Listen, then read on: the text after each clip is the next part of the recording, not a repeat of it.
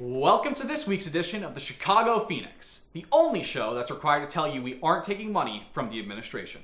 I'm Ron Carmack. Let's jump right into the news.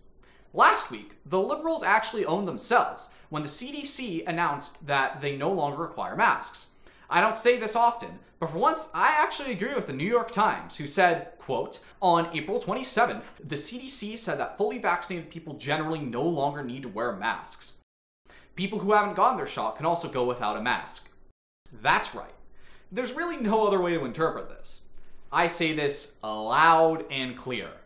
Burn your masks, folks.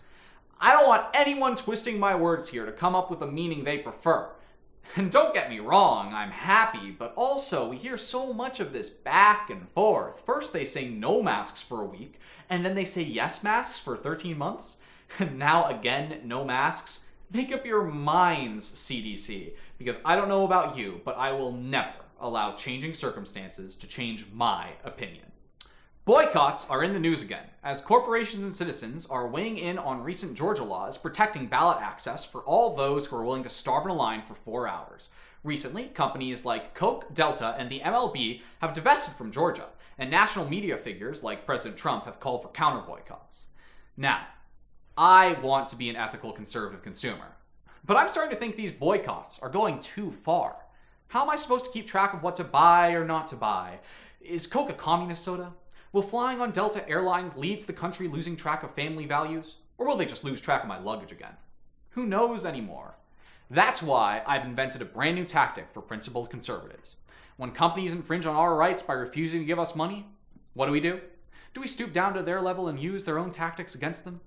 No, we're conservatives. We bring people together. You never see conservatives boycott a liberal company like Starbucks or Pepsi or the NFL.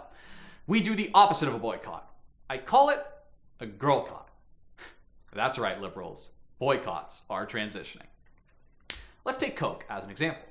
They boycott us, we girlcott them. What does that mean?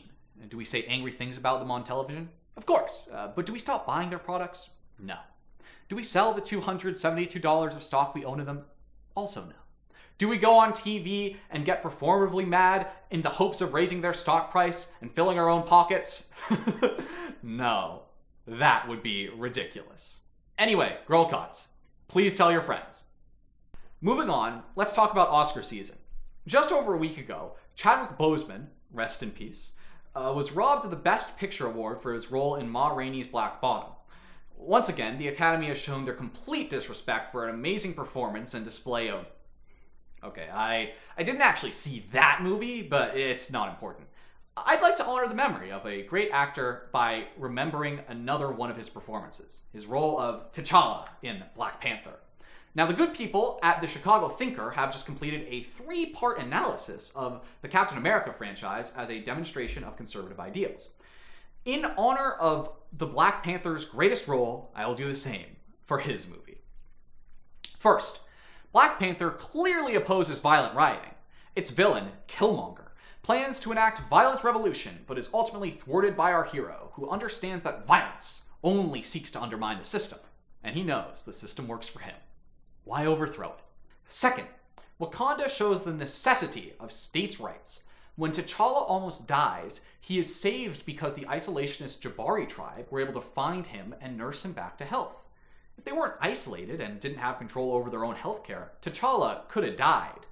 Finally, T'Challa clearly learns the risks that immigrants pose to his country. 3 aliens enter Wakanda over the course of the film. One steals vibranium and sells it on the black market. Another is a foreign spy. And Killmonger literally tries to take T'Challa's job. The outsiders cannot be trusted. Tune in next week for my continuing coverage of Black Panther. Rest in peace, Chadwick. Wakanda forever. Speaking of the country's conservative heroes, Rudy Giuliani's Manhattan apartment was searched last week by the FBI to determine if he broke lobbying laws during his time as Trump's personal lawyer. And you know what, folks? Say what you will about the man, but an invasion of Rudy Giuliani's privacy is an invasion of everyone's privacy. Oh, you dirty boy, you... Oh. Donald, I thought you were a gentleman. If the government can just search a corrupt public figure's house without a proper warrant, then what's next? They could steal my hypothetical children from their hypothetical crib in the middle of the night? The FBI can just get into my pants whenever they want. Listen, that right is reserved for the UCPD. I'll be honest with you guys. The real question everyone should be asking is, who's next? The answer is me. I'm an influential public figure in the university community. I too have made speeches at the Chicago Four Seasons dry cleaning and tailoring. I even have a pen pal from Ukraine. Look, Borislav plays the cello. He is my best friend. I send him money every month to pay for his lizard's immunotherapy treatments. What? Now a man's not allowed to have a Ukrainian friend with a sick lizard? And that's why the FBI is completely out of line here. But let me tell you, if they try and come for me, I will be prepared. I have a yellow belt in karate. Technically, I haven't earned it yet. The bathrooms are just really hard to find in my dojo. So, let that be a warning to all. That's it for this week. Next week, I'll be off to Florida to celebrate the no mask ruling with a small, safe, intimate gathering of 200 people and Gerald, an elderly poodle dear to my heart. Ron, I think Gerald died. You're kidding. I'm sorry. What? No, wait. What? How? What? Gerald is in perfect health! I don't know what to tell you. No. This isn't... I called them and they said, Gerald's okay, Ron. And then they were like, they said, but how could a 15-year-old dog just die so suddenly? Thank you. Like, what?